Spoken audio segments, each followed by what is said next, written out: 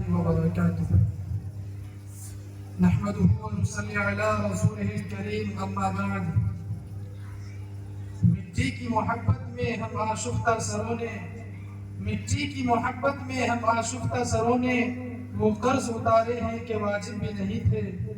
مجلس میں شریک تمام دوستوں اور بزرگوں، آج 15 اگست ہے، آج آزادی کا دن ہے۔ ہم سب یہاں پر آزادی کا جشن منانے کے لیے جمع ہوئے ہیں۔ ہمارے بزرگوں نے تن من دھن کی بازی لگا کر اس ملک کو انگریزوں سے آزاد کرایا تھا، تب ہم اس شان و شوکت کے ساتھ آج آزادی کا جشن پورے ملک میں منا رہے ہیں۔ حاضرین مجلس، آج سے 300 سال قبل ہمارے ملک ہندوستان پر بڑی چال بازی، عیاری اور مکاری کے ساتھ انگریز قابض ہو گئے تھے، اور قابض ہونے کے بعد لوگوں پر ظلم و ستم کیا کرتے تھے۔ ہم اپنے ہی ملک، اپنے ہی زمین میں اس کے غلام تھے، غلامی کی زنجیر میں اس قدر جکڑے ہوئے تھے کہ اس سے نکلنا آسان کام نہیں تھا۔ لیکن جب ہندوستان کے تمام ہندو، مسلمان اور سکھ نے مل کر جدوجہد شروع کی تو غلامی کی اس زنجیر کو توڑنے میں کامیاب ہو گئے، اور آخرکار ہمارا یہ ملک 15 اگست 1947 عیسوی کو آزاد ہو گیا۔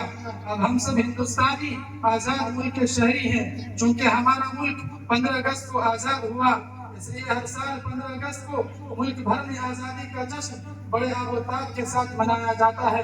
میرے بزرگوں اور دوستوں، اس ملک کی آزادی میں یوں تو ہر مذہب کے لوگوں نے قربانیاں دی ہیں، لیکن اگر میں یہ کہوں کہ سب سے زیادہ، سب سے بڑی قربانیاں مسلمانوں نے دی ہے اور سب سے طویل جنگ مسلمانوں نے لڑی ہے تو یہ بالکل بھی غلط نہ ہوگا۔ لیکن افسوس، آپ ملک کے کسی کونے میں چلے جائیں، آج ہونے والے کسی بھی پروگرام میں شرکت کریں، وہاں آپ کو مسلم مجاہدین آزادی کا نام شاید ہی سننے کو ملے۔ لے دے کر ایک نام مولانا ابوالکلام آزاد کا سن لے تو غنیمت ہے، جبکہ حقیقت میں مسلم مجاہدین کی تعداد لاکھوں ہے، اور یہ زبانی بات نہیں ہے بلکہ یہ سب کچھ تاریخی کتابوں میں درج ہے۔ افسوس اس بات کا ہے کہ ہم خود ان کتابوں کو نہیں پڑھتے، اس لیے ہمیں بھی نہیں معلوم غیروں سے کیا شکوہ کریں جب اپنوں کو ہی اپنوں کی کوئی پرواہ نہیں۔ اس لیے میں آج کے اس پروگرام میں بطور نمونہ چند مسلم مجاہدین کے نام کا تذکرہ کرنے جا رہا ہوں۔ ان میں ایک بڑا نام شاہ ولی اللہ محدث دہلوی کا ہے، جن کی وفات 1762 عیسوی کو ہوئی۔ وفات سے قبل انہوں نے دہلی اور اس کے اطراف میں آزادی کی تحریک چلائی۔ وفات کے بعد ان کے بیٹوں نے اس مشن کو آگے بڑھایا۔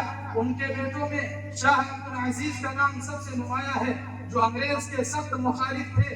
1803 عیسوی میں وہ مشہور فتویٰ دیا جس میں ہندوستان کو دارالحرب قرار دیا اور سید احمد شہید کو لبریشن موومنٹ کا قائد مقرر کیا۔ 1831 عیسوی میں سید احمد شہید اور سید اسماعیل شہید بالا کوٹ کی پہاڑی پر انگریز اور اس کے اتحادی سکھوں سے لڑتے ہوئے شہید ہوئے، جسے مسلمانوں کی قربانیوں، آج بھی ان کی قبر بالا کوٹ کی پہاڑی پر موجود ہے، جسے مسلمانوں کی قربانیوں پر شک ہے وہ جا کر دیکھ لے۔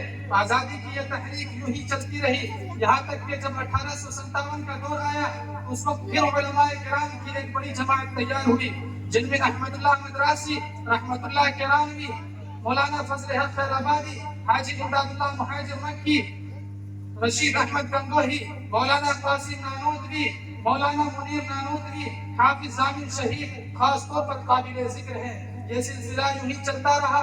1912 عیسوی میں تحریک ریشمی چلی، جن کے بانی شیخ الہند مولانا محمود حسن دیوبندی تھے، جن کے بارے میں مولانا ابوالحسن علی ندوی فرماتے ہیں کہ شیخ الہند انگریز کے سخت مخالف، انگریزی حکومت اور اس کے اقتدار کے سخت خلاف تھے۔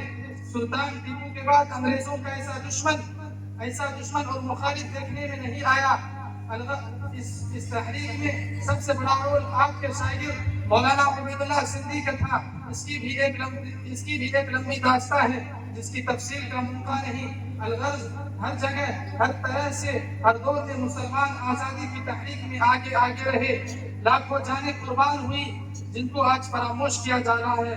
کسی شاعر نے کیا خوب کہا ہے، جب پڑا وقت گلستان پہ تو خون ہم نے دیا، جب پڑا وقت گلستان پہ تو خون ہم نے دیا، جب آئی ہے بہار تو کہتے ہیں تیرا کام نہیں۔ السلام علیکم۔